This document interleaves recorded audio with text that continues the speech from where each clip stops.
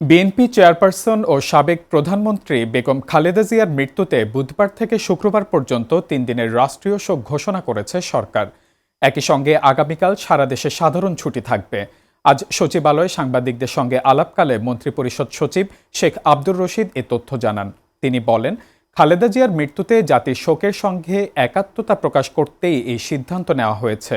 এর আগে আজ সকাল ৬টায় রাজধানী এভারকেয়ার হাসপাতালে চিকিৎসাধীন অবস্থায় শেষ নিঃশ্বাস ত্যাগ করেন সাবেক প্রধানমন্ত্রী খালেদা জিয়া। মৃত্যুকালে তার বয়স হয়েছিল ৮০ বছর। ৯০-এর স্বৈরাচার বিরোধী আন্দোলনের মধ্য দিয়ে জাতীয় রাজনীতিতে গুরুত্বপূর্ণ ভূমিকা রাখা খালেদা জিয়া বিএনপির নেতৃত্ব দিয়েছেন দীর্ঘ ৪ দশকের বেশি সময়। তিনি ৩বার প্রধানমন্ত্রী হিসেবে দায়িত্ব পালন করেন এবং দেশের রাজনৈতিক ইতিহাসে একজন প্রভাবশালী নেতা হিসেবে পরিচিত।